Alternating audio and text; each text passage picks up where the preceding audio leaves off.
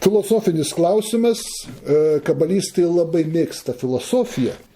Klausantis žmogus klaidą daro manydamas, kad kabalistų išminčiai yra tokie kvaili, kad matytų, jog šitame pasaulyje egzistuoja tik tai hierarchinio išnaudojimo principas ir mitybos grandinės principas. Silpnesnį išnaudoja tobulesnis, aukštesnis. Kabalistai ką pasakytų? Čia yra tik fragmentas ištrauktas iš realybės konteksto viso. Ir suabsoliutintas, kad gautųsi tokia graži sąmokslo teorija, konspirologija. Kiekviena gyva būtybė ar augalas, ar gyvūnas, ar žmogus turi vieną labai gražią savybę – mirtingumą. Mirsim. Visi mirsim. Augalas, mes gyvūnas. Didžioji dauguma augalų, žmonių ir gyvūnų gyvena labai trumpai, palyginti. Laike, jeigu pažiūrėsim istoriją, viską, tai labai trumpai. Kai kurios ūgas, krokodilas, koks ten, ar sekvoja, kokia ilgiau gyvena. Bet šiaip dauguma augalų gyvūnų ten metus kokius gyvena, trumpai iš vis mėnesį yra gyvūnai, kurie gyvena. Žmogus neilgai gyvena, kaip psalmė sako, 70 metelių, tvirtesnis ir 80 ištėra, paskui viskas paprasčiausiai. Tu gyveni šiandien, tu minti. Silpnesniu tam, kad paskui tas silpnesnis tavim pamistų. Nors tu žmogus, prezidentas, karalius, mirsi, valgys mūsų lervos galbūt kirminai valgys, galbūt parazitai, kažkokie vabaliukai. Tapsi dirvožemiu, patręši žemę, išaugs augaliukas. Ir mis tavo ten paliktom cheminėm medžiagom. Ar tu prezidentas, ar tu karalius, ar tu liūtas žvėrių karalius, nustipai, tave suėdė maitėdas kažkokios, paskui pašalino tam tikrų būdų tą visą pavertė mėšlo, maitinasi visokie mėšlavabaliai, maitinasi visokie kirminai, maitinasi augalai. Žemiausias prabos padariukai minta aukščiausiais, didžiausiais žieduoliais, ar primatais, ar žmonėm, ar net žmonių visuomenės ten grietinėlė, turtuoliais, karaliais, išminčiais. Nes visi miršta.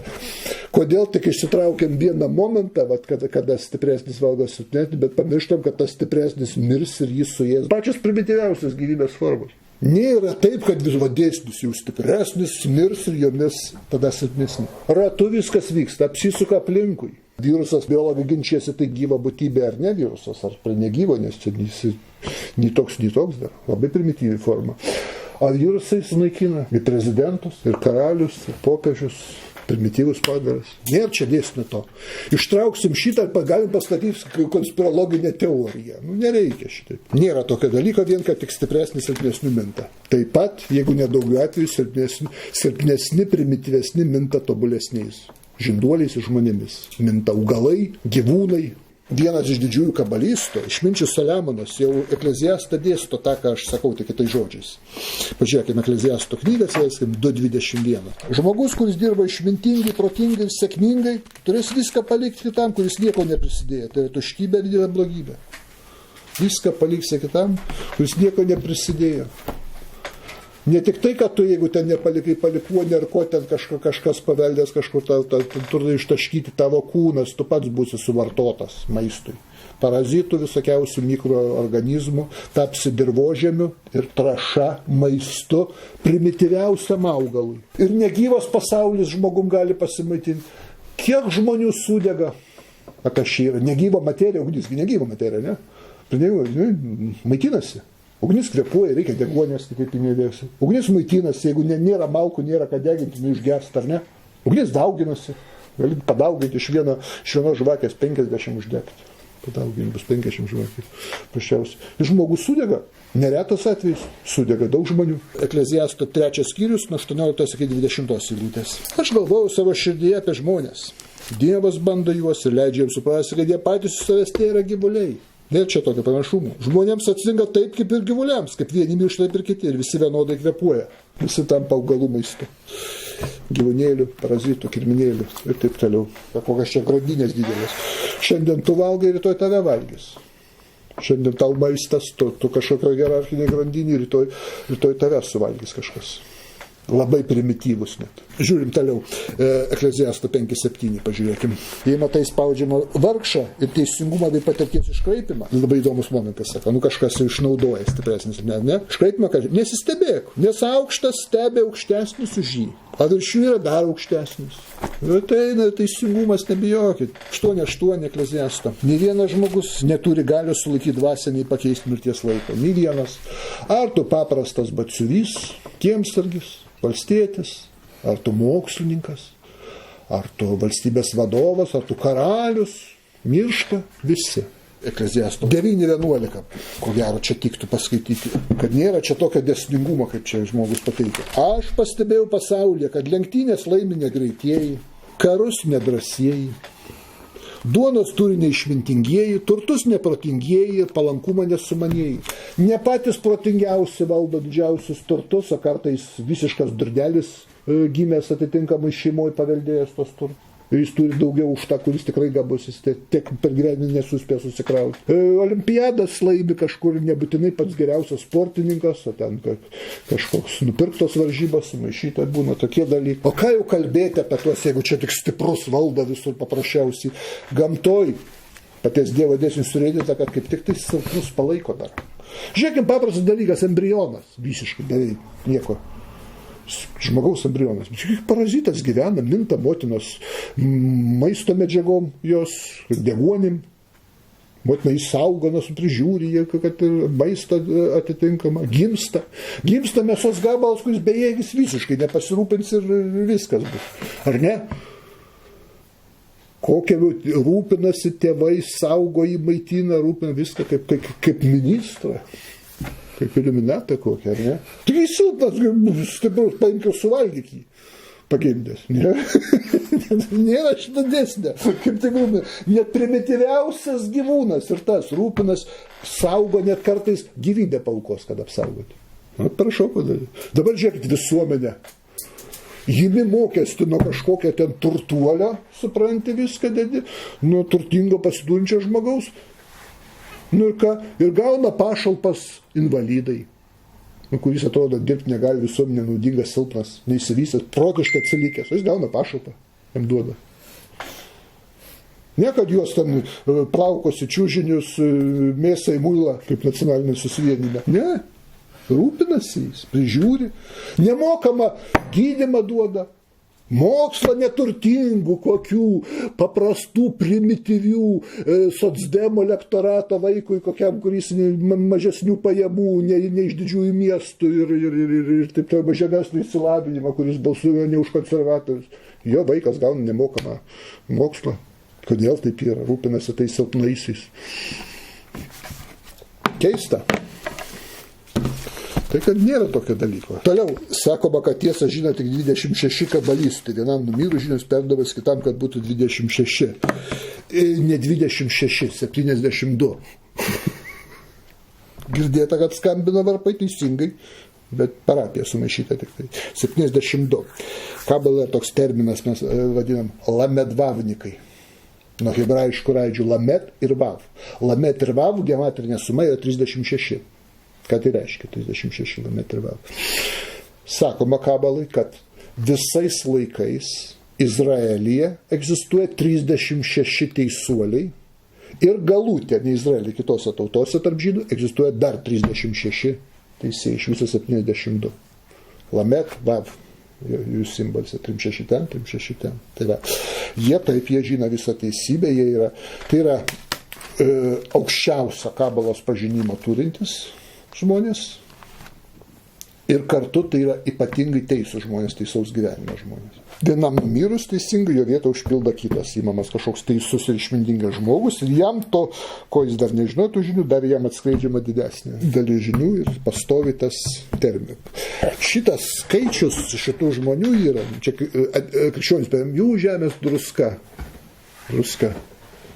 Žemės druska.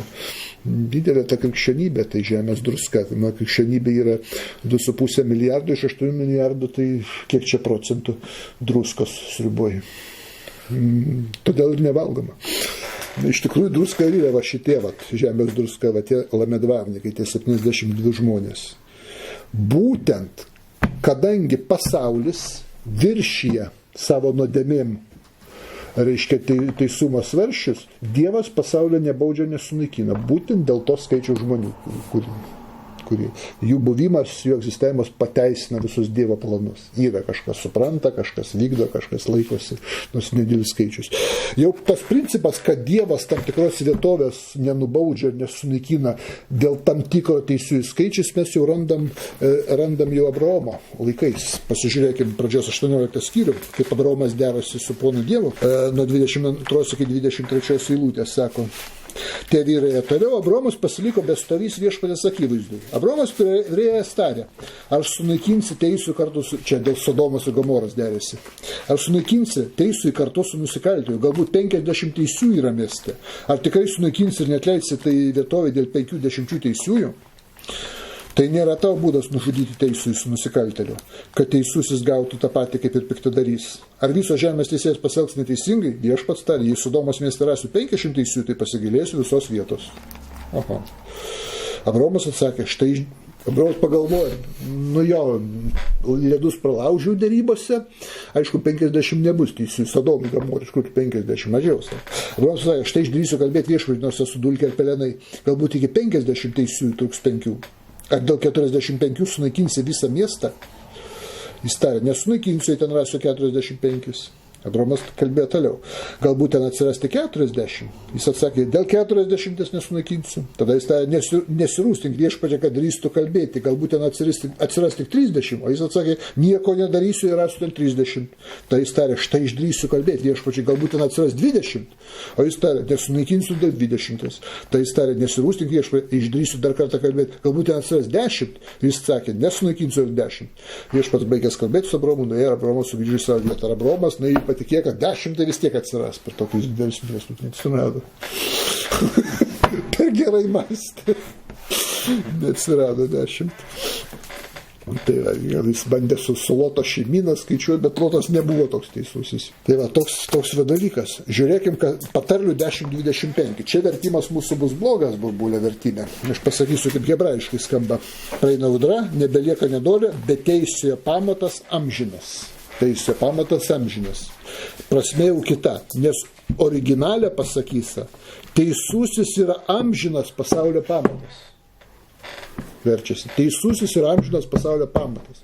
Va čia jau yra Lamedvavniko doktrina. Kas pamatą palaiko pasaulį, kad pusiausvyrą nesugriūtų. Teisusis. Tai tų pilnų teisiųjų, 100% vadinų teisiųjų. Nes teisiųjų yra daug. 98%, 90, 84, 83, 70, 65, 50% teisusis, 20% teisusis. Bet jau 100% tai visada egzistuoja. Kad būtų pilnas teisumas, reikalingas pilnas žinias turėti. Tai yra ta organizacija kabalistų, kuri turi tas pilnas žinias ir jį palaiko šitą visą pusiausvyrą. Tai yra patarlių 10:25. Teisusis yra amžinas pasaulio pamatas. Tada pasaulis laikysis ant šitų teisiųjų, kai yra pakankamas skaičius. Ir užtenka, kad Izraelio tautoj būtų 72% teisėjai. Izaijo 30:18. Tai ten sako, viešpats nori jūsų pasigailėti ir suteikti jums malonę. Viešpats teisingumo Dievas palaiminti, kurie laukia. Eilutėj žodis laimingi yra paskutinis hebrajiškai vertimas, paskutinis žodis.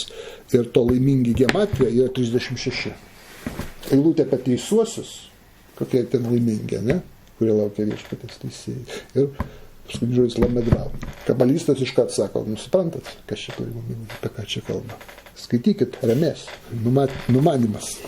Toliau pratęsim klausimą. Sako, kad kai tiesą sužinojo 3 žinomi kabalistai, tai vienas nusižudė, kitas išprotėjo ir tik vienas išliko tęsti gyvenimą kaip iki tol. Vėlgi girdėtas varpo skambesys, bet vėl ne visai taip. Ten buvo ne 3, o 4 kabalistai. Reiškia, vienas nusižudė, kitas išprotėja, trečias įkūrė ereziją tokią sektą, kada jam buvo parodytas dieviškas šitą, ir 4 liko normaliai jau kabalistas. Čia Šimono Bar Jochajaus pavyzdys, čia Zacharė yra šitas momentas aprašytas. Ir vėlgi konspirologija. Konspirologijos toks kvapelis, formuluojant, aiškia, kokia ta tiesa baisi, kad nieks nežino žmonės kaip avis, bet kai kažką parodo, net įsigąsta, Dieve, koks baisus likimas. Galima čia taip interpretuoti, bet iš tikrųjų tai nėra, čia to nėra, tai yra visiškai kitas dalykas. Visiškai kitas dalykėlis. Taigi, buvo parodyta 4 kabalistams ta Dievo didybė, visa Dievo šviesa, Dievo išmintis, ta begalinė Ein Sof. Tiek informacijos jie gavo, kad paprasčiausiai. Natūraliai ten parodytos, kad būna 4 reakcijos kabalistų, paprasčiausiai. Vienas bandė suprasti viską, ką matė, įsiaiškinti apie Dievą, viską, tą susidėjo, tikrai sąmonė net laikės, protas net laikės, jis išeis iš proto, žmogus negali visą, nevykdė šitą dalyką. O tas kitas neišpradėtų, kodėl? Todėl, kad kabalistinis principas yra trumpiausia vidurio kelio principas. Jis neina per visus dalykus, viskas, kas yra per visus tą kelią važiuosi. Ne, per visą būties, per visą tą išmintis, ne, jis nuo tašką patį trumpiausią kelią pas Dievą randa. Tiferet Sefirotas tas vadinamas. Per Tiferet, tiesia linija. Taip tu gali tada išvažiuoti, visą kitą, nuo informacijos tikrai išpratėsi, net laikės jokią sąmonę. Tiek. Tai va, tas padarė klaidą ne todėl, kad tiesa tokia baisi, kad ten masonai iliuminatai mumis maitinasi ar dar kažkas. Tai vienas dalykas. Antras, tiesiog pabėgo. Kodėl jis pabėgo? Pamatė tą didybę visą, supratimą ir pamatė savo kognityvinių gebėjimų ribas, pamatė savo proto menkumą, kaip jis visą tai įsisavins. Tiek daug. Irgi nesuprato to vidurio kelio principą. Toliau pamatė Dievo šventumą visą, įstatymų reikalavimus visus. Jis pamatė, koks jis silpnas, koks netobulas, kaip jis įvykdys visą šitą. Kaip jam įvykdyti visus tos dalykus, tos įstatymus. Nesąmonė, pabėgo. Ne man tai. Dėl jo išminties senos sakiau, reikia tiesiu keliu eiti, vidurio linijos principas kabalo naudojimas, o dėl įstatymų kabalas sako, tu neturi laikytis absoliučiai įstatymų. Įstatymą tu laikaisi dideliam dalykė. Sunkių nuodėmių vengi. Viskas. Sunkių nuodėmių įmanoma ir lengva. Yra tam tikros ribos, įstatymas užbrėžia. Štai sako, nebūk per daug tobulas, nebūk per daug nusidėjėlis. Tas nesuprato, to pabėgo, dėl to čia buvo tas pabėgimas. Kitas sukūrė ereziją. Jis pats bandė, ką parodė tą išmintą šviesą, jis pats bandė interpretuoti, suprasti. Va čia taip reikėtų, čia taip. Žinoma, žmogus negali šitą suprasti ir žinoma, tai bus eretinis mokslas, sekta įkurta. Atgimė iš aukšto dar vieni atsirasti. O tas, kuris neišpradės, jis suprato, ką reikia daryti. Tai neturi tu pats interpretuoti. Kabalistas už tai Torą rašytinę žodį žiūri kaip į to, ką jisai patekęs į tam tikrą lygmenį, pamato, kas jam parodoma ir atskleidžiama. Kai jis pasiekia tam tikrą lygmenį, pakyla per tam tikras kabalistinės technologijas, meditacijas į aukštesnį lygį, jis to, ką mato, pats neaiškina. Nes kur bus taip sektai, kur tai tu ne per daug netobulas, kad tu žmogus, kad galėtum interpretuoti. Tora tau yra interpretacija. Jeigu žmogui dar iš to lygio nemačiusiam čia informacijos šaltinis, tai kabalistų informaciją jis tiesiog įmato. Todėl visi labai ramiai, jam nereikėjo sektos kurti, jam nereikėjo išpratėti. Tai va apie šitą kalbą, ne todėl, kad čia, kokia tai baisi pasaulyje, čia tas visas labai madinga taip viską konspirologiškai daryti. Aš nesakau, yra dalykų baisių, kur be konspirologijos nepaaiškinti, bet ką jau visur iš visko daryti, iš paties Dievo konspirologiją, Dievo žodžio, kad čia vien tik avinam valdyti, ne. Nėra čia avinam valdyti. Avinam valdyti yra Naujas testamentas. Sako, vergai, klausykit savo ponų, kaip viešpatės. Va čia avinam valdyti, pavyzdžiausiai. Tanachė iš vis. Neteisingas valdovas turi būti nuverstas. Raudžiai pasakyta yra. Neteisingas valdovas turi būti nuverstas. Tėvo vardu.